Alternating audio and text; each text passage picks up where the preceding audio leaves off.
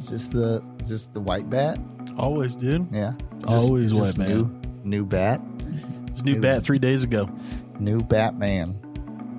I think I listened to this when it came out, though. The day it came out, I think I turned it on and just was jamming to it, working to it.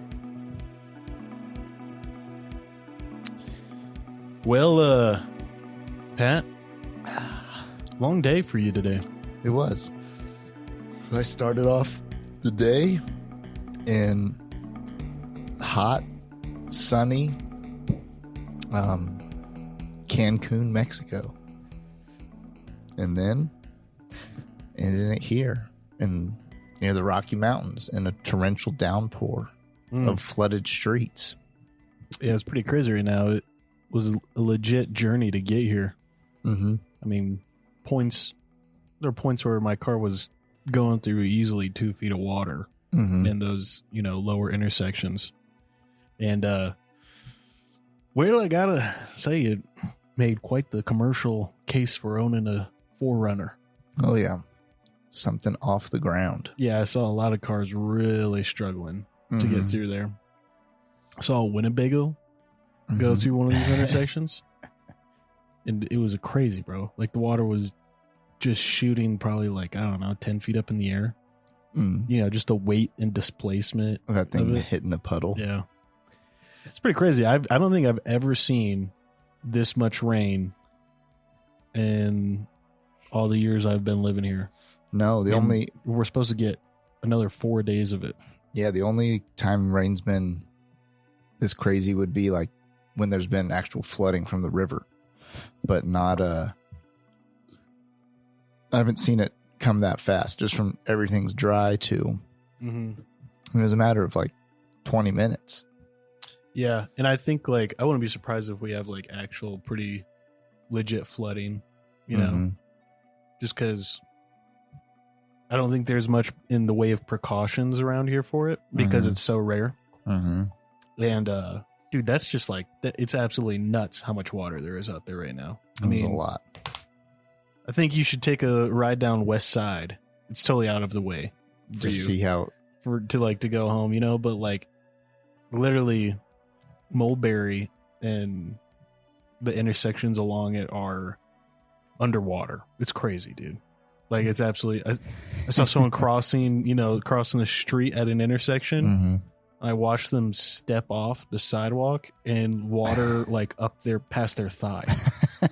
You just don't realize how deep those intersections go down when it's a dry, But now there it's holy smokes, this is crazy. It was a lot of rain. It happened fast. There was rapids in the roads. I was thinking about getting out the canoe. Straight up could wake surf in some of those wakes of you could have got pulled behind a truck on it.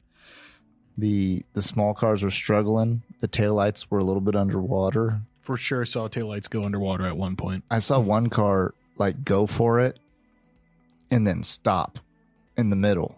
Ooh. Which is not what you want to do. It's because you panic when you hear that scraping on the underside of your car. A lot of people are what is that? And you're used to it thinking I'm bottoming out. But really that's just the sound of water running against your car. Yeah, it's a free undercarriage clean out. Yeah. So we'll see. I bet it'll all be gone on our way home. You think so? I think there'll still be I don't think it'll drain that quick. I think there'll still be big puddles and stuff, but not like how it was. I think the drain systems here are kind of overwhelmed. I think they're already full of garbage and trash and debris, They're what could really be better right now is some of the retaining ponds.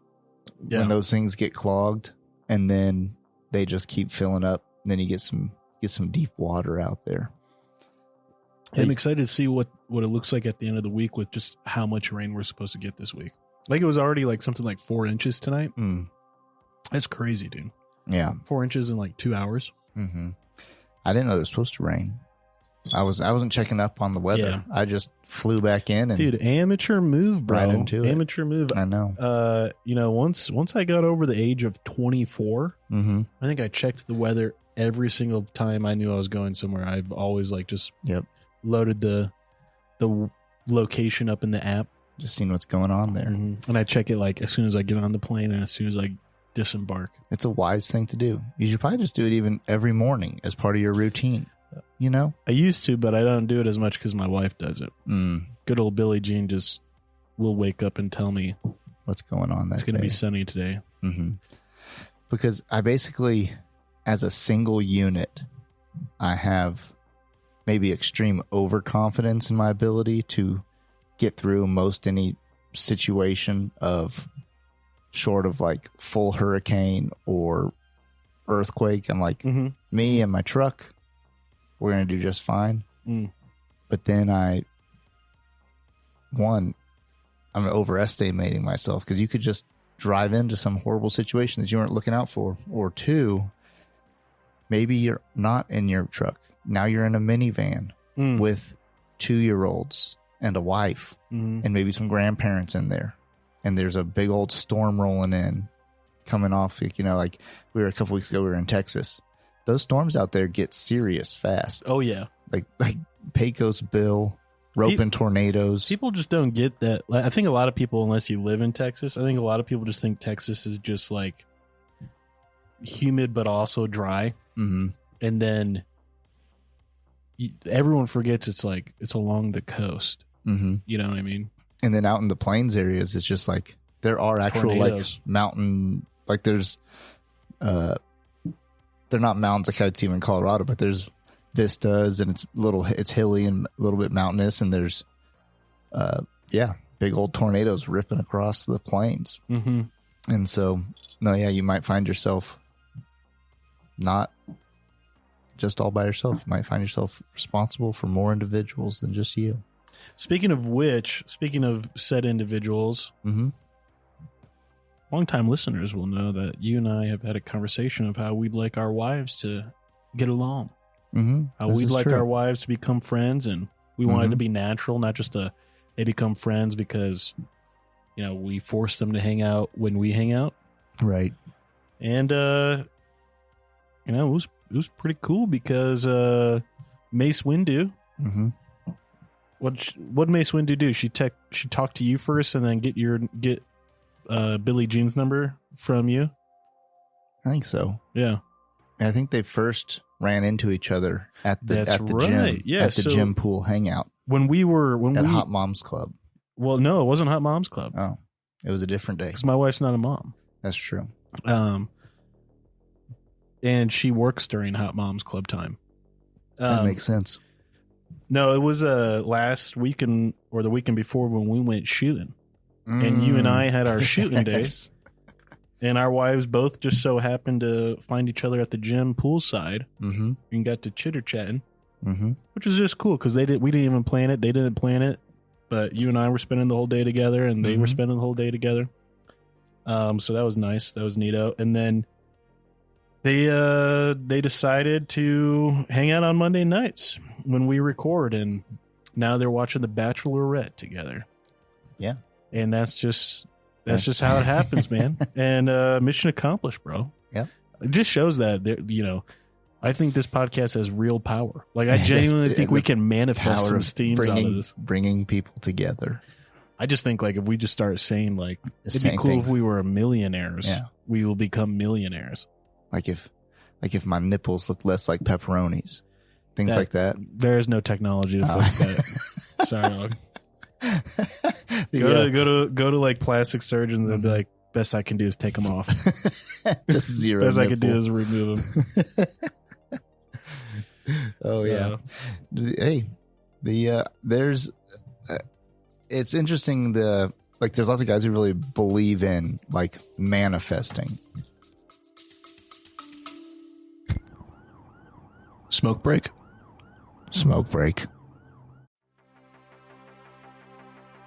Hey, Ken, it's Mick, and I've got something important to talk about. We all hope we never find ourselves in a self-defense situation, but life's unpredictable. Enter the National Self-Protection Plan from Attorneys on Retainer, an actual credible law firm you can put on retainer for your self-defense needs.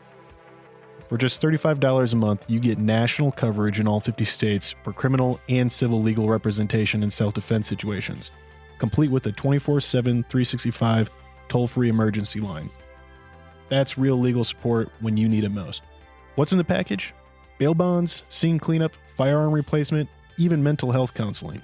Plus, 0 fees for a laundry list of defense-related costs like expert witnesses. So support the show and get yourself some peace of mind. Click the link in our show notes or visit our sponsors page to sign up for the National Self-Protection Plan from Attorneys on Retainer. Hey folks, Pat here. If you're like Mick and I, you're a fan of classic tales like Lonesome Dove, Blood Meridian, The Three-Body Problem, and Steinbeck's East of Eden. With Audible, you can dive into these epic stories anytime, anywhere.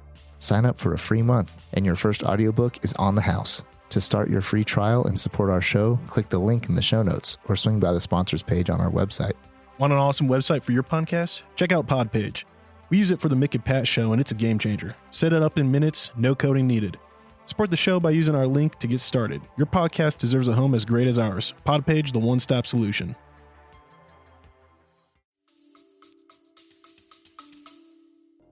Like, we're talking manifesting of just like positive thinking, and I will eventually feel different about this scenario, or manifesting as in like we're talking about what's the dude who is in not Marilyn Manson, what's the name, something Manson, Charles Manson, yeah. Mm-hmm. Charles Manson believes he's in paradise and he's never spent a day in jail. And then like people like say like when you test him for emotional and brain wavelengths, he's actually like incredibly got just insane amounts of like dopamine high. Yeah, I think. Which one of those do you mean? I think everything in between. Like there's like, because there's some people who are just like, I'm just gonna have positive thoughts and that's gonna affect my day. Or there's other people who are like almost treat like a time in the morning how some people might treat like sitting in prayer or quiet time in the morning, also being like manifesting their future, like thinking about like I would really by this time next year I'd like to have that promotion, or I'd like to be making this much money, or I'd like to have this thing, or I'd like to be in this certain place in life, or whatever. And or people talk about like speaking things out into the universe. And I think there is not, I wonder how much of it, I think that there is a piece of if you just start focusing on something and that becomes your focus, you make it happen. Or like you notice, like instead of that day when the opportunity comes up, instead of you just passing it by, you're like, oh, this isn't a coincidence. This is because I was really thinking about it. And now I'm going to seize the opportunity. Like that was my chance to get that promotion. So you like, it does make a difference. But I don't know if just saying it makes it happen.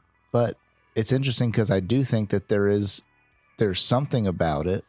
There's a certain amount of the practice that I think is valuable, but then I think it quickly falls short. Well, I think it has to do with your grasp on reality and your expectations from doing stuff like that. Like, the difference between like David Goggins and how he manifests like mind over emotion, mind over basic instinct. Which really like is not anything new. Like, and that's honestly what I think a lot of, traditional, even like Eastern approach to manifestation is. Like people are like, oh, like this guy manifested energy for himself and didn't eat for days. And it's like, no, a man manifested the ability to discipline his brain to the point where he could turn off hunger. His body still consumed calories. Right. You know what I mean? Like but he stayed still and he manifested the ability to lower his own stress in, his bodily functions to the point where he didn't have to pee, poo, or eat or drink for a long time. And like, that's not unbelievable to me. Like, bro, I've manifested I don't know how, right? I don't know, like whether it was through just excitement or just like pure, like, maybe busyness. I don't know how, but like I have a very strong habit. I can't say habit.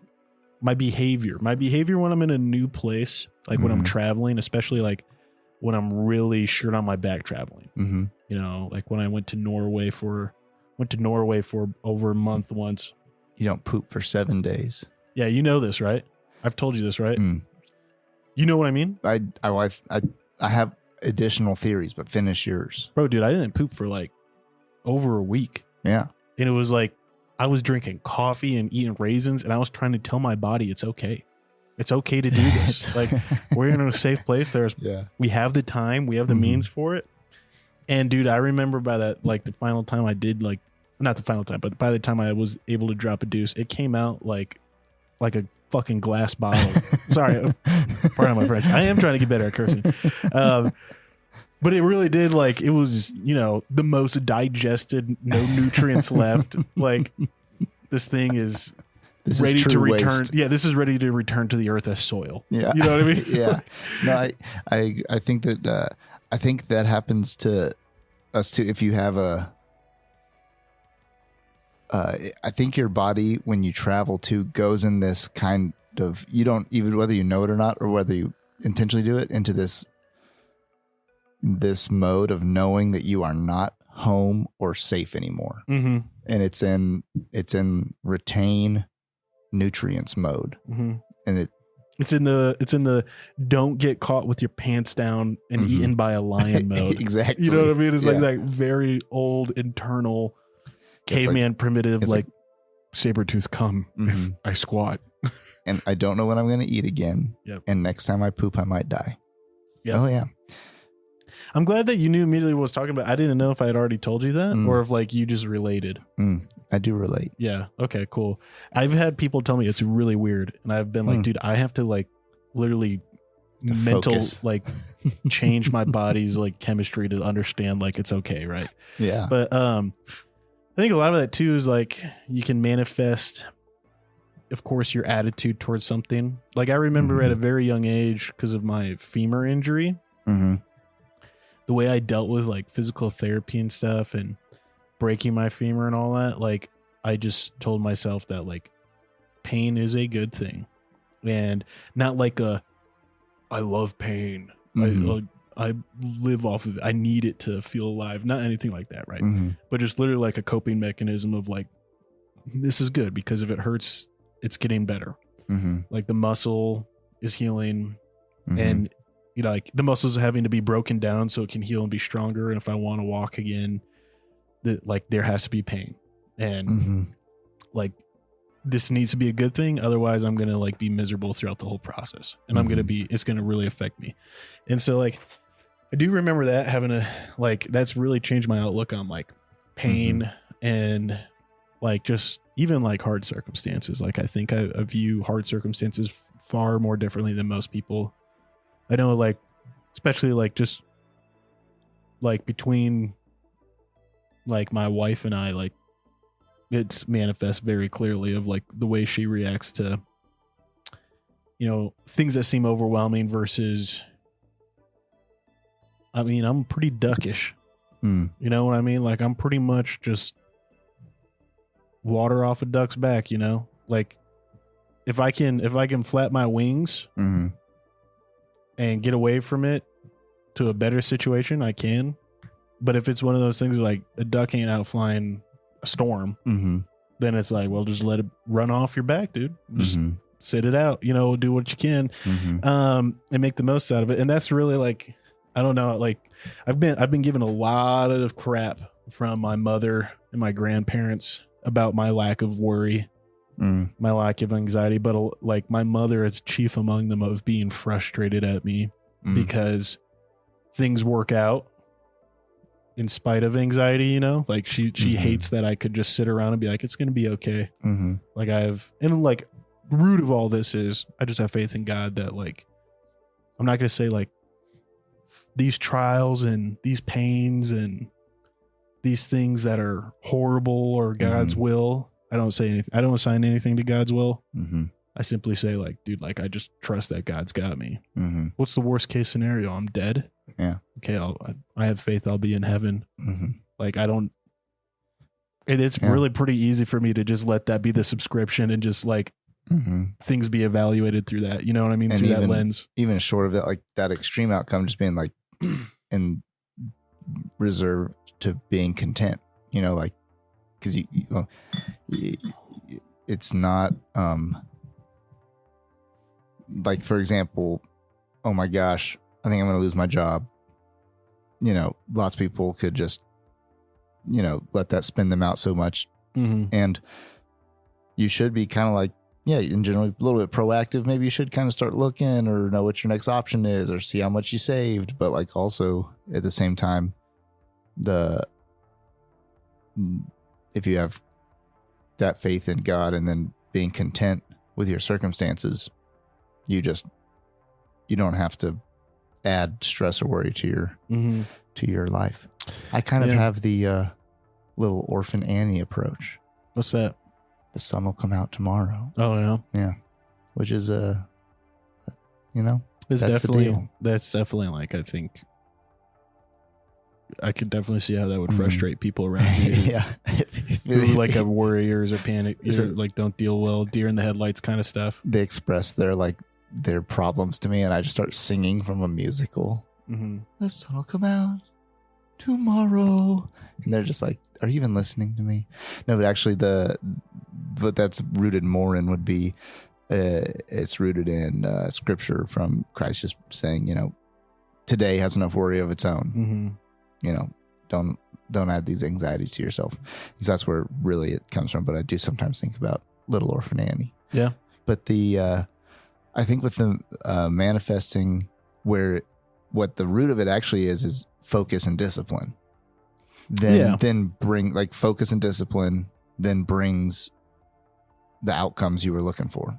I agree. I also do think though that like the brain is powerful enough to induce insanity. I legitimately believe that if I focused hard enough, I could induce my own insanity and just live in La La Land forever. Oh yeah, think about but like I know some people think like if I know there's people I could say that to, and they'd be like, "You are full of crap. Like, what are you smoking?" And I'd be like, "I don't know, man. Maybe I just feel like I've almost gotten close." Yeah, you know, like I've gotten close enough where I scared myself with like how my thoughts felt very detached from real circumstances, and I thought like, wait a second. I don't know if that's healthy. And I've had to, and like I've, you know, looked for advice or guidance and then kind of like walked back on, you know, certain thoughts or trains of thoughts because I felt like they got too close to the precipice. And like, I legit can see how someone like Charles Manson or really anyone. I'm thinking of Howard Hughes. Like you've seen like the end of Aviator with Leonardo DiCaprio. You know, it's like that where you're just like, that obsession brought extreme success, just like in Manson's own ways. Like his obsessions brought success to his mission, but ultimately then like, well, there was no Helter Skelter, right? yeah but the like these obsessive types, you know, you could look at both sides of the scale. One who like propelled American industrialism, another one who like started a cult and was super like bad dude, you know, whatever. But like these levels of obsession that you can have, which could also be masked with focus and discipline, could drive you into like, just a psychotic state for sure. Definitely. That said too, I did want to kind of just touch on like, I do think it's important too, though, if you find yourself as someone who is able, like, you're starting to find out that like you're able to review like uncomfortable or painful circumstances or experiences with a positive mindset and attitude. You don't find yourself like self-victimizing or allowing others to victimize you in that. Like, I think that was a big one, is like people were like, "Oh, that was awful." I was like, "No, it really wasn't. I actually feel like I grew a ton," you know, or something like that. Like, if you find those things occurring, you might be someone who is approaching and viewing these things differently. And therefore you need to be aware of how you then tell others how to deal with it, because not everyone can do it. And like a really big thing I feel like I learned in college was, you know, I lived very I will say like honest and intimate in regards to like knowledge of one another's lives with my like close friends and roommates. Like I knew all their problems. I knew the things that kept them up at night and worried them. You know, all that stuff. And I realized people who can't think that way or haven't learned to think that way or don't want to learn to think that way will not respond well to you being like, well, dude, it's not a big deal, man. It's going to be okay, dude. Like, this is not a big deal. It's going to be fine tomorrow. And like, I've pretty much learned just to keep my mouth closed if someone's like having a breakdown about something until they're like, what do I do? Right. And I'm like, all right, like if you want to know what to do, like, well, let's make a plan of action here and let's break it down, you know, bite-sized pieces so we can, you know, eat the elephant one bite at a time. But until they ask for that, if they're just venting and like just honestly cyclically just going around in circles about how stressed they are and how they feel like their life's over, I'll just be like, it is a tough thing, man. I could see how this is stressful and overwhelming. And I'll ask questions of like, well, what do you think you can do today about it? Or what is there anything to do today? Or is this something that might just require rest and patience? What are your thoughts? And like, I'll just have to do that until they say like, what do I do? And then I'll be like, all right, let's try to perspective this, you know, and realize this is not a big deal and you're going to get through it and your life is not over. Like, you're going to look back. You're probably not even going to remember this in 6 months. Yeah. Like, literally, that was actually something. Shout out to Noah and the Whale. This is a song from them. I can't even remember what it's called, but Noah and the Whale's a band, and they had this song that's pretty much essentially just talking about a breakup. And how miserable they are without this person in their lives now. And they're just like emptiness as they walk through life, and they're hooking up with random women. And like, it just seems so depressing. You're like, damn, this is like some of the most depressive chords and thoughts I've ever heard. And almost like borderline, like it is definitely a song where like the point of view is requesting death. Right. But then it changes into an upbeat strum pattern with different chords. And it just continues to repeat the same thing over and over. And it says, and all in a year, I'm gonna be better. And it just keeps on going like that over and over. And dude, I like heard that song and I was like, honestly, I can't even remember the things I was stressed out a year ago about. Right. And I just would like, anytime I started getting stressed or like nervous about something, I'd be like, dude, I'm not even gonna remember this in a year. And I started telling myself that probably to some laziness in college. I started to be like, I'm not even gonna remember this exam in a year. like I just like, there's no reason to stress or worry about this exam. Your professor's like F-. Like, I don't even care about this in a year. I was like, this is not gonna affect the rest of my life. Like, nowhere am I gonna be down the road like, gosh, that one that like 118% really fucked me over. Like, I should have done better. Like, you know what I mean? Unless you get all 18%. Yeah. But that's different. That's also not the same kind of approach to problems. You know what I mean? That's just it's called The Stranger by Noah and the Whale. And it says, you know, in a year it's gonna be better. You know, in a year I'm gonna be happy. Dude, and like, oh yeah, the lines right before that, gosh, so freaking dark. It's really actually a short song. There's not many lines. The lines before that are like, because everything I love has gone away. Oh, because everything I love has gone away. And it's just like, damn. And then it's like, no, perspective, dude. Like, it's going to be better in a year. Anyways, all that said, if you're that kind of person, like, you know, myself or something, where you're finding yourself, you having those thoughts and perspective, do not to your best buddies or your girlfriend or wife or whatever start trying to tell them like, oh, this isn't a big deal. It's going to be okay. Because that doesn't work. That makes them feel minimized. That makes them feel like talked down to.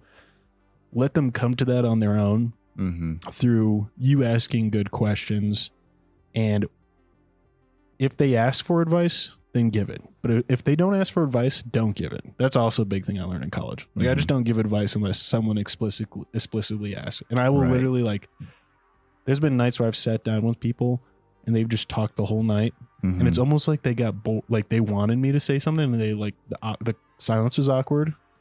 And I literally just told myself, like, do not say anything unless they ask. Like that. And I have friendships. Oh, we talked about it, just recently. Like, a friend who's never asked me any question or any advice. Like, all our friendship is just listening to him, like, essentially be upset and stressed out about stuff or postulate, right? And it's just like, dude, if they want your advice, they'll ask. Yep. What are your thoughts? No, that's true. Because I think in regards to perspective, a lesson I got a long time ago from my dad, he's talking about looking at a painting and you're just standing there and you're like, you've heard about this painting for your whole life and it's like the greatest painting ever. And you're standing in the art museum and you're standing there and you're like, this painting is trash. It's just like brown.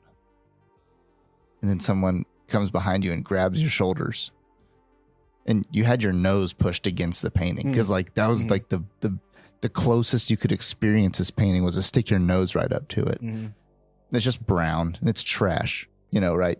And they walk you back a few steps. And it's Lincoln crossing the Potomac. Exactly.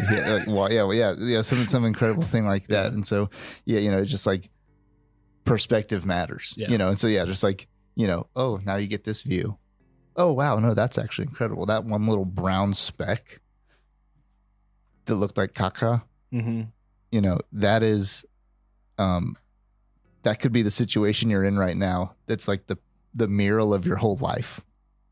That is the thing that's going to paint your whole existence. And so you have to be good at getting perspective, and you have to know how to detach in order to engage a problem. And with that, though, I think you can also, like you were saying, how we have to approach how we give advice. You can also become someone who is too detached and has too much perspective of the big picture in a moment that needs, sometimes you do have to get kind of detailed. You got to get your nose in it, and you got to take care of this small little detail. And so I feel like I get trapped more on that side of things sometimes. Like, if there's a way I lean, it's definitely towards the like detached and like 30,000 foot view perspective, just, and like, and it could eventually be something where,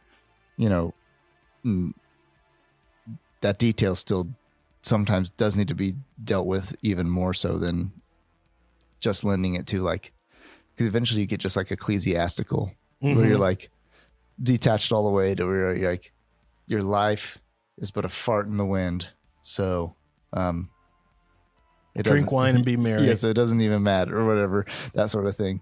And so I can lean all the way over to that side. But I do feel like a lot of people forget that part of Ecclesiastes that I feel like is more towards the end, but it's essentially like, yes, and everything I said is true. Like, life is pointless and everything you will do will amount to nothing because there is nothing new under the sun. However, do enjoy life with friends. Do make time for loved ones, and take pleasure in knowing you are created by God.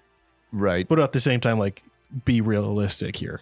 And like, I feel like everyone always skips like the like, they're short. They're like only maybe like 5 to 10 verses in that whole book that are like kind of bring it back around. Yeah. Like perspective. Right.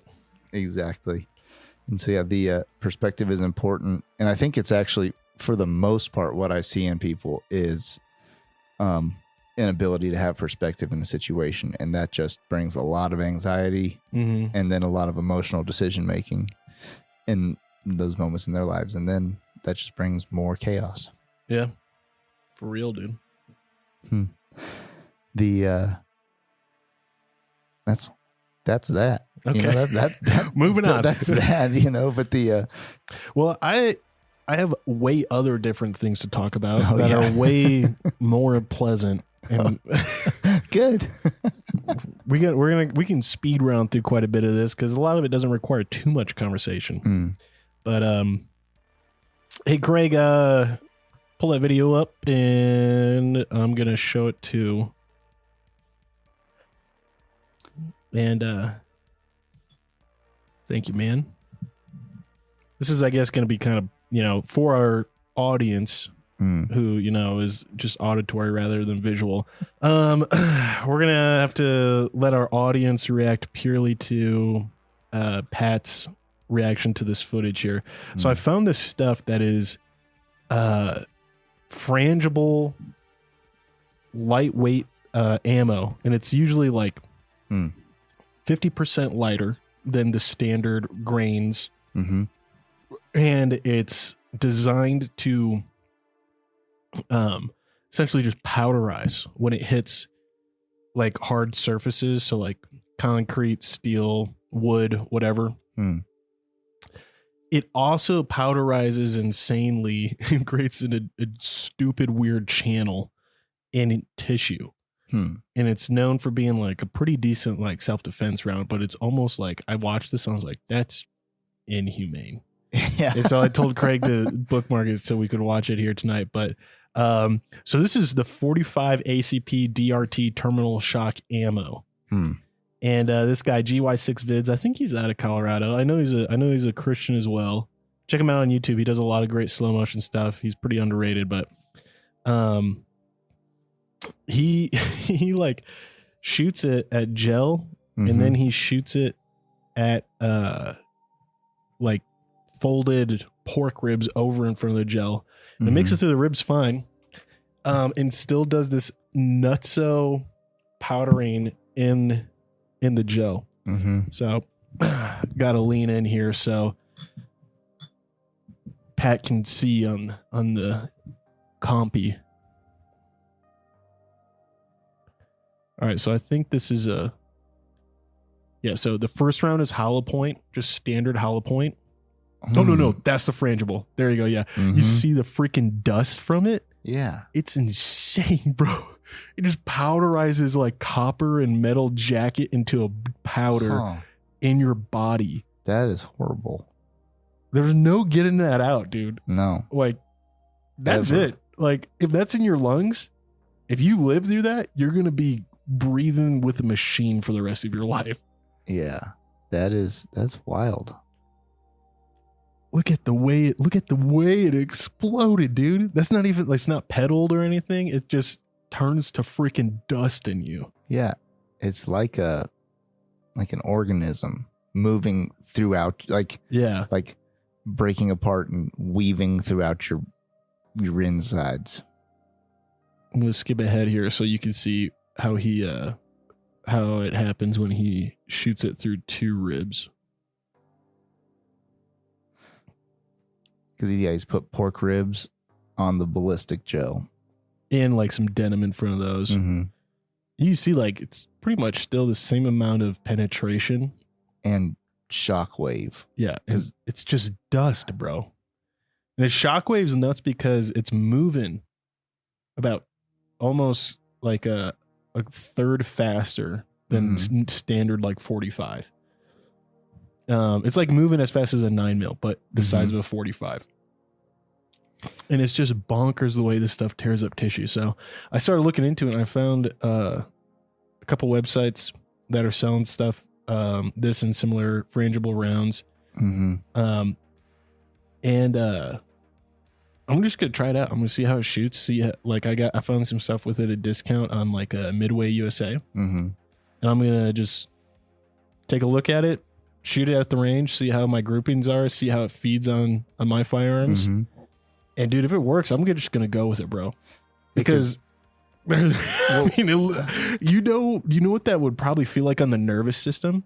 Like imagine the way your nerves would respond to that kind of hot, I hope they would. Granulated metal. It would, bro. Oh, I mean, it'd be like an insane shock. And and people might be asking, why would you first say this is the most inhumane round you've ever seen, and then say that's what you want to carry? there's actually one of the biggest concerns people have who carry weapons is shooting bullets into things and or mostly people who don't deserve it. Yeah. And so the thing about this round is that the term often uses over penetration. Exactly. My bullet goes through bad guy in a, maybe it goes through his chest, but let's say I hit him in the leg or the upper arm. Mm-hmm. It goes through that, only 6 inches of bicep tricep bone, and then it flies into, Granny Smith. Right. Or even in a chest cavity, certain spots would pass through potentially even easier, Yeah. And so the certain applications, like if you're doing security where there's lots of people around, or home defense where the other people around you are people you care about, you don't want to miss around on the perp and have it go through the drywall into your kid's bedroom. Exactly.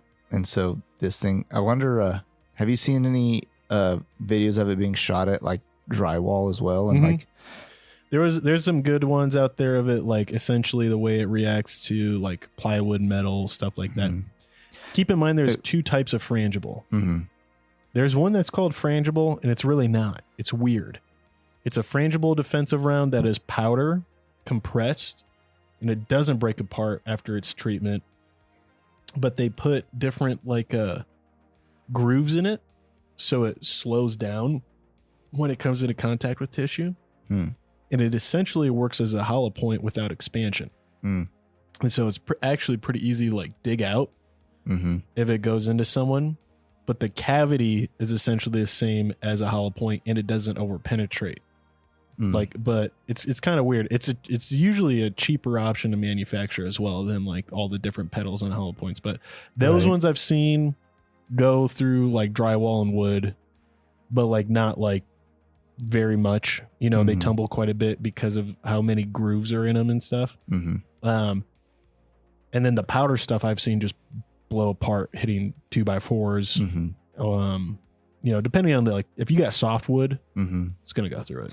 Right. Yeah. Or drywall. It'd probably still pass through. Oh yeah. It's going to go through drywall, but it's not going to go through a person and then through drywall, then through another layer of drywall, and then probably not another person. It's probably not going to go through your furniture. It's probably not going to go through drywall, a,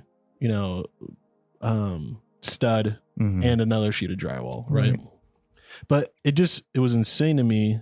And seeing that, I'm also of the mindset of, look, if I can fire that 45, that one round, and the amount of pain that causes is not lethal, but just insanely insufferable pain that makes them want to put all their focus into stopping the pain rather than shooting at me and other people.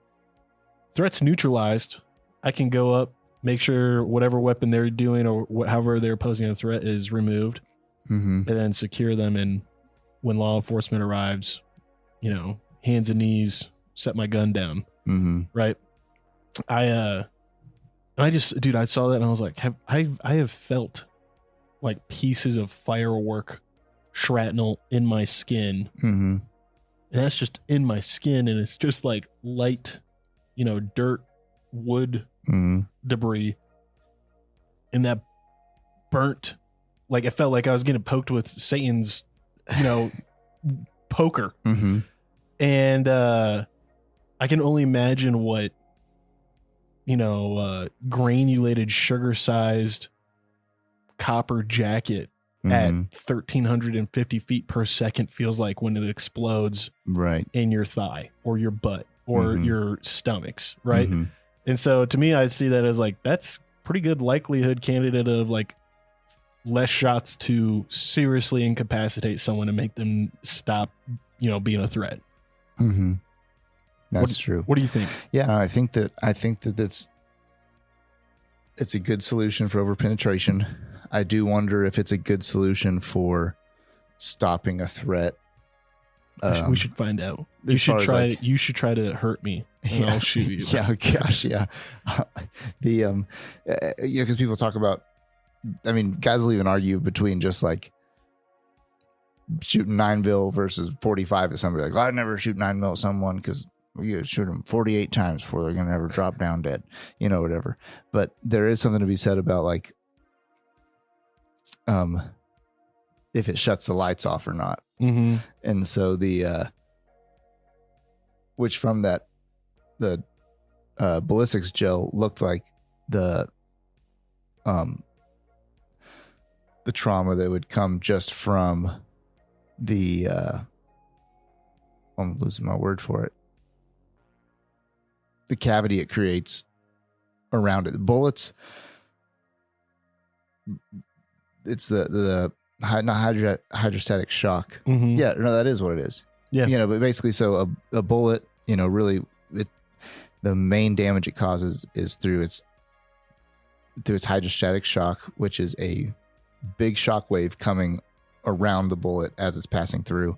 And so if this bullet still does that with, but also won't overpenetrate, seems like it's a good option. And from the ballistic gel, it looks like it does do a lot of disruption. Yeah, and it's also one of those things like this is not something that's going to lend itself, I feel like, to hunting. You know what I mean? No. Like I cannot imagine wanting to deal with that kind of spread inside. You just have to cut out whatever meat it touched. Yeah, that you know what I mean? No. For a hunting application, I don't think that would be. Whereas also, like you can use your self-defense ammo. Like you can honestly mm-hmm. use your hollow point 223 308s mm-hmm.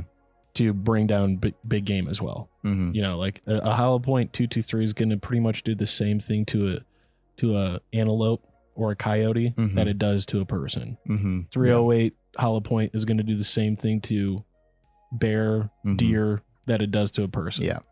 Just the big difference is it typically doesn't matter where that bullet's headed afterwards. It's usually hitting into dirt. Yeah. Mm-hmm. Or maybe worst case scenario, another antelope. Yeah. Or elk, which, hey, you got to make good shots and not do that. But it's not the same thing as taking a life. So. Yeah, exactly. Anywho's, this has been kind of in the media recently. Lori Vallow Daybell. Do you know who she is? I just saw that and I was disturbed. Yeah, bro. Sentenced to multiple life sentences for killing her children in what is described as a zombie-like trance. Her children, Tylee Ryan, Joshua Jackson, JJ Vallow. Already I'm wondering the quality of this mother before the murder charges because her children have 2 last names. Lots of people are hyphenating these days, Yeah, but it also sounds like 2 baby daddies. I see what you mean. They had been burned, mutilated, dismembered, and buried like animals. Yeesh. Glad you said these things were happier you're bringing up. Well, I mean, she just got sentenced to multiple life sentences. So. Okay. Prosecutors say that Vallow Daybell was motivated by arcane religious beliefs about dark energy and the end times, as well as by her desire to pursue a life with Chad Daybell, which included conspiring to kill his now deceased wife. Yeah, what was that? Well, she says that her children and Tammy Daybell visit her. I don't know if she was a part of the murder of Tammy or not. Because I don't know if she was this Tammy person murdered also? Maybe. I don't know. I'm just checking it out, and it's absolutely egregious what she did, and I'm happy that she's being punished for it. And I'm just sad that, just like we were talking about recently, I think it was on a podcast before this or something, but all children deserve parents. Not all parents deserve to have children. Mm-hmm. And this is clear example of that. Zombie beliefs arose during the trial. Vallow Daybell's close friend Melanie Gibb described hearing her say that Tylee had become a zombie, a concept Vallow Daybell had picked up from Chad Daybell. Gibb said she heard Vallow Daybell call Tylee a zombie after Tylee had refused to babysit JJ, to which Tylee replied, "Not me, Mom," according to a police affidavit. Gibb said Vallow Daybell later concluded that JJ had also become a zombie. The moment a mother starts referring to her children as zombies is they're zombies. They died and now they have risen. Like that's like shit. Like and that's when I start. That's when I start like not leaving the house. Right, and like all of your children out there are zombies because they watch TikTok and they just drool around. Like but she's meaning it in a different, weird sense. Yeah, and she literally means it like she probably thinks her children died and rose from the grave. It's some weird. There was some weird stuff in there. She was definitely a mentally disturbed, mentally ill person. Pretty crazy. Maybe I'll look in more into that, and we'll have like a full murder episode. Yeah, because that is like not the usual. You know what I mean? That's not common. No, because and in the article it talked about the other lady, the husband's first wife or other wife. It kept saying she plotted to kill her, but then also whenever first that woman, it just says that she like was deceased or passed away. So it's like, were they planning to kill her and she just died? Yeah. Or did they kill this lady too and they couldn't prove it? Mm-hmm. I don't know. Speaking of which. And Chad. What's happening to Chad? Because he sounds like he was a part of this. Sounds like he's dead. I wonder if he's dead too. I don't know. Huh. But it's not talking about him being in court or charged for anything. So I wonder if he didn't survive a standoff or something. You know what I mean? Or if he's on the lam. Yeah. But speaking of evil. I just read Blood Meridian. Listened to it on Audible. Mm-hmm. Do you know what Blood Meridian is, my brother? My brother in Christ. Can I share the good word of Blood Meridian with you? I've heard the title a lot. You're going to have to spark my memory. I have not read it or listened to it. What's your opinion of the movie No Country for Old Men? It's a good movie. Okay. Is the same author? Yep. Cormac McCarthy. Cormac McCarthy, yeah. Mm-hmm. This is definitely his magnum opus. This is definitely like the best work he ever wrote, for sure. It is absolutely insane. I think it really attacks the human mind of justification and ethos and such.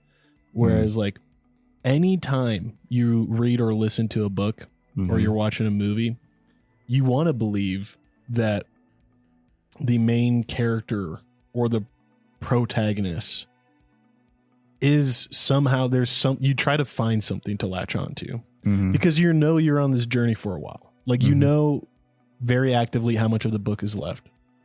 You can very clearly see how much of the book on Audible is left to be read off, right?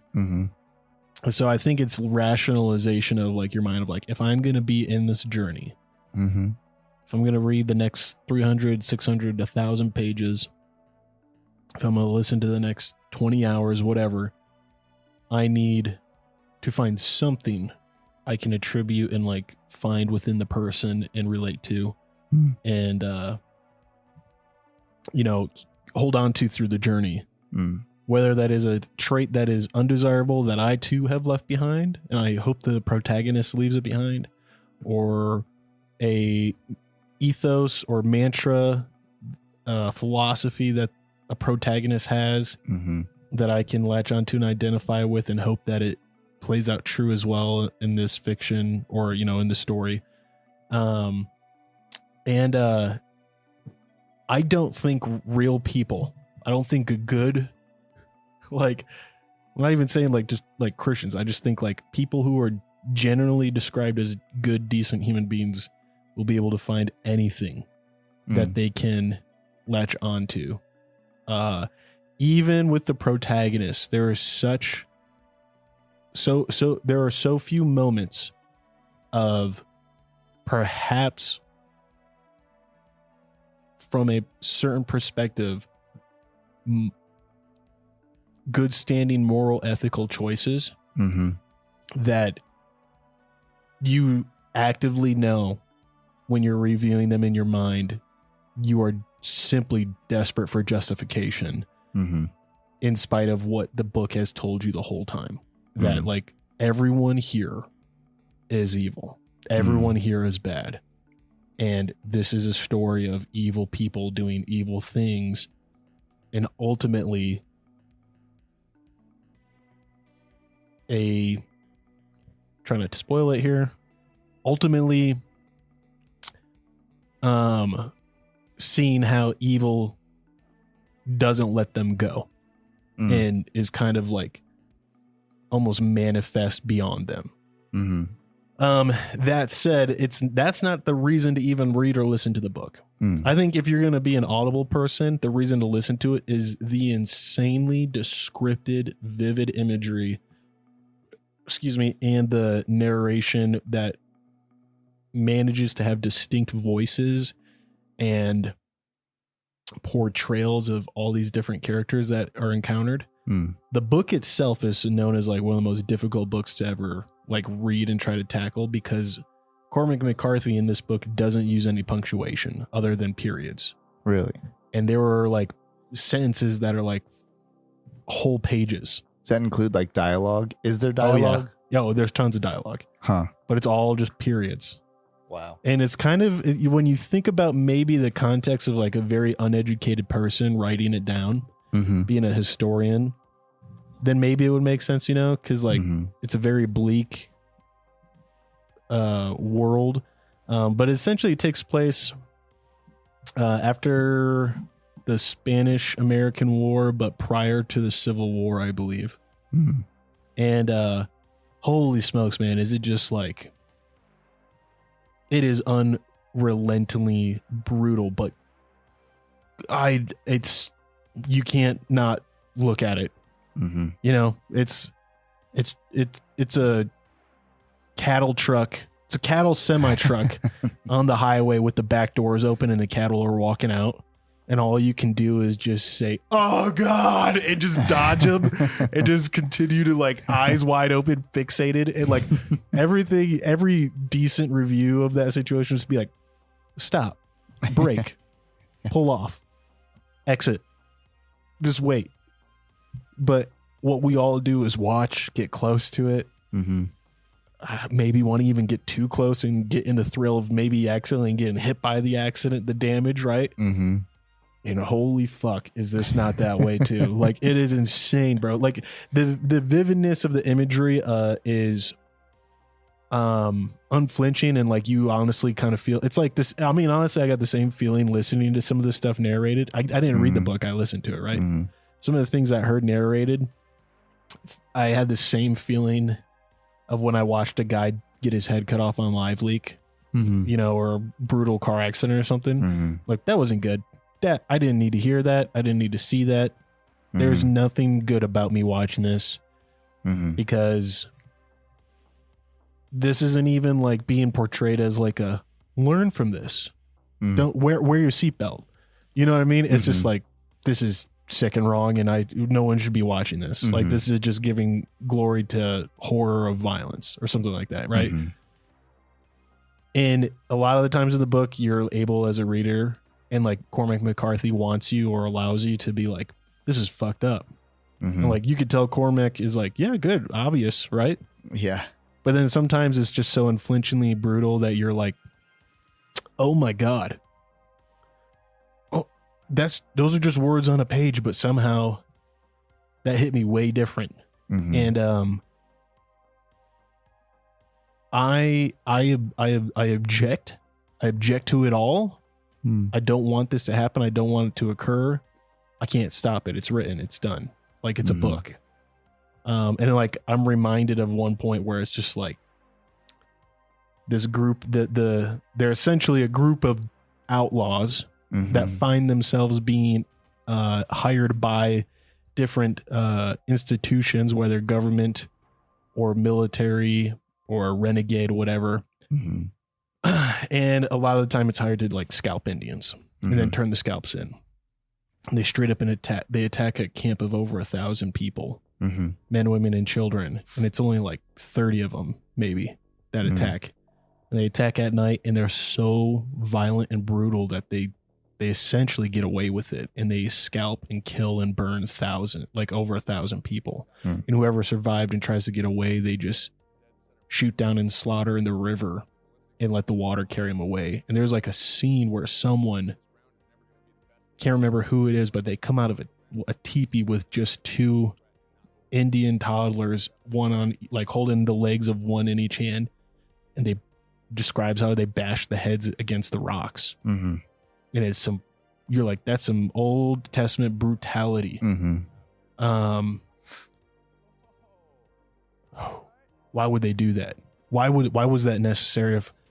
They're babies. Mm-hmm. Well, it is in the middle of the Mexico desert, and those babies would just have starved and been eaten by coyotes. Mm-hmm. Right? Okay, but it's still awful, the idea of this. Like, what is happening, what is occurring, and like your brain just is constantly going through hoops of trying to understand and comprehend and wrap its mind around evil. And the main conflict, I would say, is between two, the protagonist and the clear antagonist. Probably not entirely clear in the beginning, but becomes very clear by the time you're midway through the novel. It's like, this guy's evil. Mm-hmm. But holy shit, he's a silver-tongued devil. And he's so well educated, and Cormac McCarthy is very well educated himself. Like, for his final 2 books that he wrote, he educated himself pretty heavily on quantum mechanics and essentially nuclear fission, just so he could write a book that vaguely dances around the premises of that. Mm-hmm. And so he really, like, in this book, you could tell he's like a very well educated philosophical guy. Mm-hmm. And his whole point is to make you start to agree with the villain, even though he's the villain. Mm-hmm. And it's very similar to like how the whole gang sees this guy as like a bad man, damn him to hell. Mm-hmm. But the whole gang follows everything he says. Mm-hmm. They let him lead, and they follow every word he says, even if it means their death. And it's like, how can they do that when like we see them over time and over again be like, this man's evil, yet his words lead them away. Excuse me. And like, even as the reader, I have to say, like, there's many times he's talking and I'm like, I don't disagree with that part. Wow, that's awful. I wish I disagreed with everything he said. It reminds me too, I had this very liberal left-leaning roommate my freshman year of college. And it was weird because we got along very well. We were really good friends on paper. I would say he maybe thought of himself libertarian. He was an atheist. And we disagreed on just about almost everything other than just like what it means to be a decent human and treat people kindly, which was the root of our friendship. Right. But he came back to the dorm one day and was joking with me. He was like, he saw that Mein Kampf was like in our college library on display, not glorified, but just like in the historical section. And he's like, I kind of want to just pick it up to try to understand how people got wrapped up in this shit. And he picked it up and he said he got like 20 pages in and just put it back down. He was very uncomfortable with how much he was like moved by the premises of Hitler's political radicalization, right? And how he was like, I could see how that guy swept people off their feet, even though we all know he's objectively an evil man. The man knew how to say things that people agreed with. Right. And so that's a lot of kind of like the tension in this book, because it will have straight up like just 30-45 minutes of dialogue that is just philosophical in its essence, but it's pretty gripping. And I guess, I don't know, it's just really odd. Feel free to like ask any questions or anything like that, because I just finished it. It's a very long book. I think it was like 30 hours. Oh, wow. That is a long or book. 31 hours, but it was great. It was worth it. It's worth your 1 credit from Audible, like your 1 credit a month. It's like you get 3 books essentially for the price of 1. I know that the way that he writes books, and he deals in very dark, like usually even the medium on which he's writing, like the setting that he writes the books, is already in a dark place, and the characters have some of his other characters in other books have they do have redeeming qualities, but he does like to play with these stories where it's just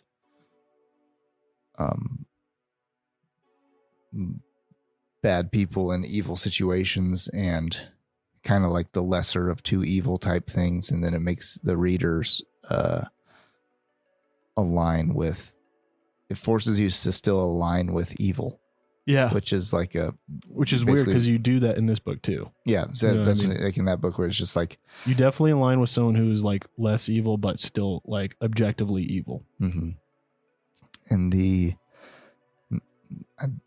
I need to read it, and I wouldn't try to read it. You need to listen to it. Yeah. Listening to it is like listening to like stage performance by like one person. Mm-hmm. It's very well done, very powerful, and I can't help but just, I don't know. It's very moving when you listen to it. It's such powerful prose and imagery. You just listen to it, you're like, how the fuck did this guy come up with this? Right. The way he describes, like, all right, I'm gonna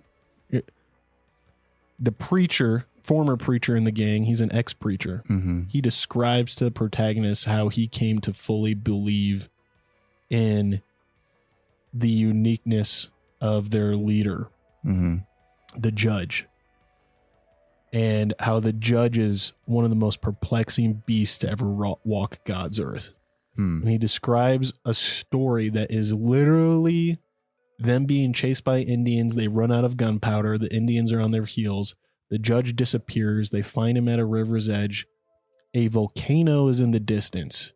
And the judge has been just laughing and walking naked and has like only like a bag that he's like tending to.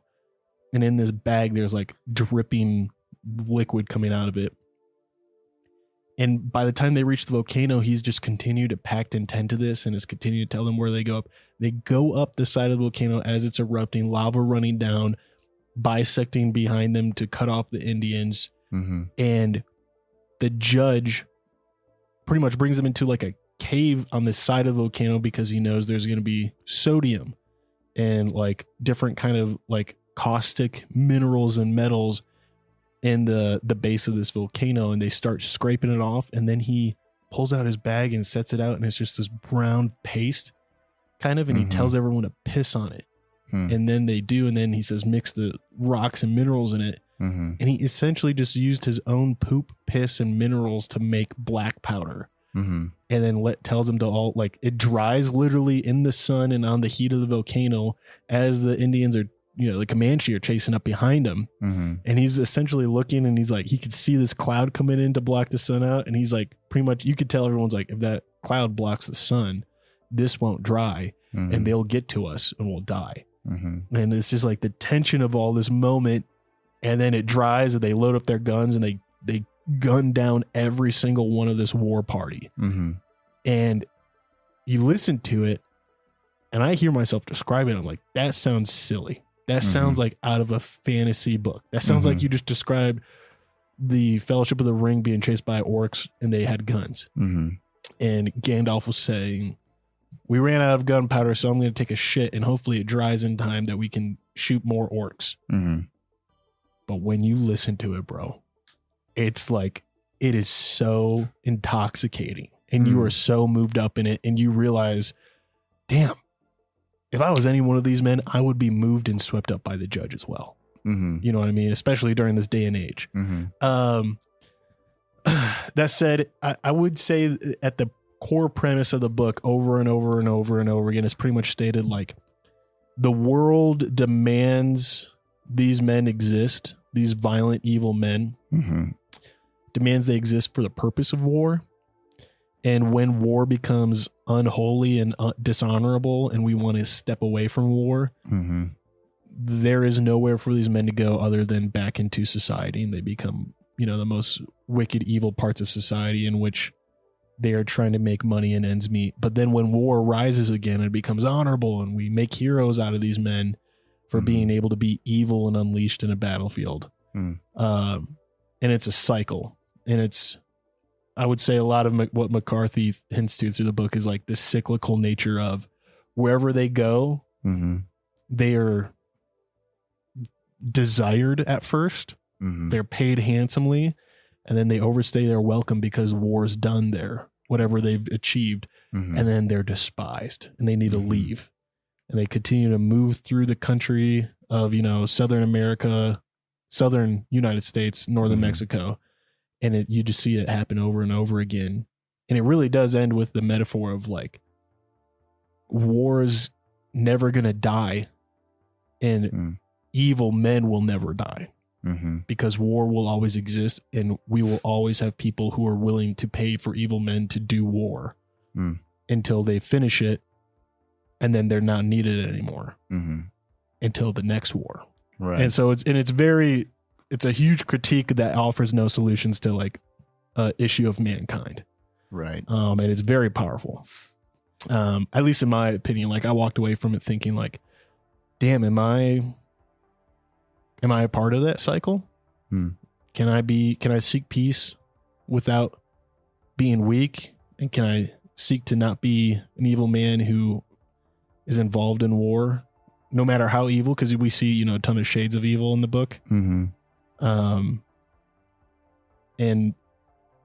can I be not evil, but also not weak, not a victim? Because you also see a lot of weak victims refusing to be evil, refusing to partake in war, and they get insanely brutal deaths. You know what I mean? And it's just so hard to be like, well, I don't want to be evil, but I don't want to be that guy. Right.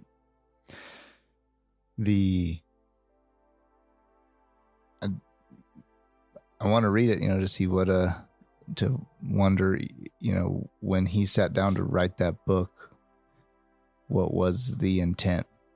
Or was it just a story in his head, Obviously, I think it was more than just a story in his head, and there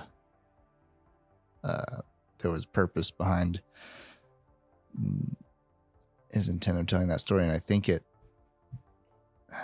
part of what it sounds like it mostly does is also it makes the reader, it forces the reader to look into the face of evil and then self-analyze from that. Oh yeah. I did a lot of self-analyzation while listening to this book, especially like I listen to audiobooks when I shower. There's a lot of times where I was just looking at myself in the mirror shaving and I was just like, this is a lot. Who am I? Also though, at the end of the book, I've gotten to a point where like I've decided I see what he's saying. I thought about it a lot. I reject it. And I view things more through the lens of this next books I've started, which I haven't finished, but it's the next book I want to talk about on the next podcast or whatever. I decided I'm going to read Lonesome Dove. All right. Which is it is a definite commentary on, the state of mankind, the variations amongst men and the depravity amongst them and how they endure it, but also endorse it. And it demonstrates, how we can see one man fall from grace. Other men never rise exactly to grace. It, as far as I understand from the book so far, doesn't seem like it's always going to be a situation. Well, it can't always be the guy gets the girl, because I know so far from the book, and I'm only like a quarter of the way in, there's 4 guys who like the girl. Yeah. So, I'm like, so the guy can't always get the girl. Yeah, I'm like, not all these guys getting the girl here, right? And have you seen the? I've only watched the first 90 minutes because I'm only watching it as I read it, and I stop it if I see something I didn't see. I will say though, there's a lot of shit that I saw in the movie and read in the book, and I was like, "There's no way that's real." And I looked it up, and bro, the scene where the cattle get shocked by lightning, and they're like, "The herd's caught lightning." Yeah, I was like, "What in God's name is this god awful TV CGI going on right now? And why are the cattle's horns are glowing blue and lightning shocking through them? What is going on?" And I did not think that was a real thing. Looked it up, dude. In Norway, they found a herd of reindeer, all killed by what they believe was a single bolt of lightning. And it killed 232 reindeer. It just shot dropped through dead, all their horns. shocked. Yeah, Huh. which is crazy. That is crazy. And I'll save all that fun fact stuff for the next time when we go over it, because I know we're going long. But I was like, that was a very dark Western, and I love Westerns, and that was brutal. Blood Meridian is insane, and it's really made me reconsider how I view mankind and just the nature of man. And then I was like, so my buddy was like, yeah, I couldn't even finish Blood Meridian, and I'm happy I didn't because I know the ending. And I was like, yeah. And he was like, you ever read Lonesome Dove? And I was like, no, man. He's like, oh, you should read that as like a palate cleanser for sure. And I was like, all right, dude, sounds good. So I was thinking the other day, we should, like, every few weeks, it should be the Mick Pat book club.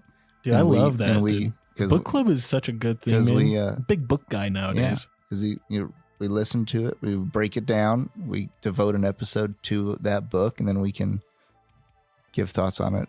Maybe let people know beforehand so they can listen up. And I feel like, especially because of audiobooks now, people can crush them quicker, you know? Yeah. Whereas before it'd be like, this is going to take me weeks to like read a little bit of time. I'm definitely at like a solid 40 hours a month and listening to audiobooks right now. Oh, wow. Which, when you think about it, like listening to it when you drive, when you go to bed, when you're in the shower, when you're working out or something, like it's not that much. You know, that's very doable. But anyways, I would love to do that. I think too, like, it's cool because, like, you know, we can kind of discuss too, like, not just the content of the book, but as well as like the narrator, give credit to them and stuff, and like how they bring characters to life, or if we liked or disliked how they did something. Because I've definitely found that there are books I really enjoyed, and then I listened to them on audiobooks and was like, well, can't do it.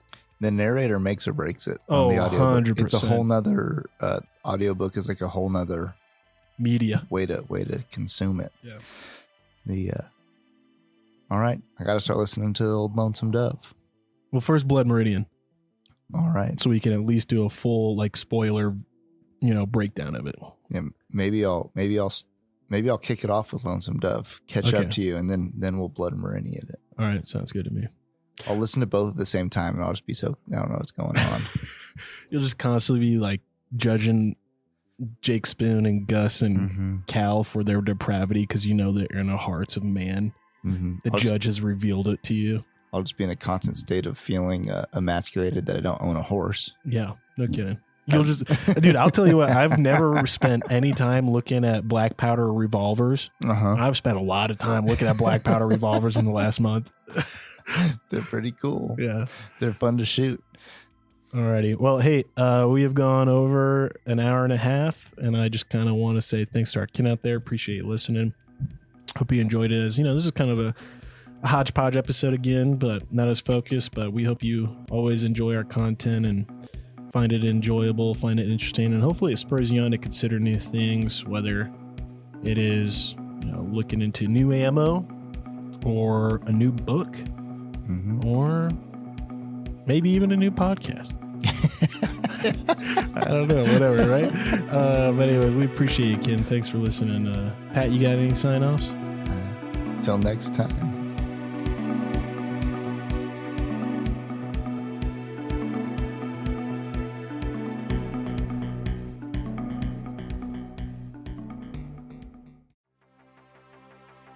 Thanks for tuning in.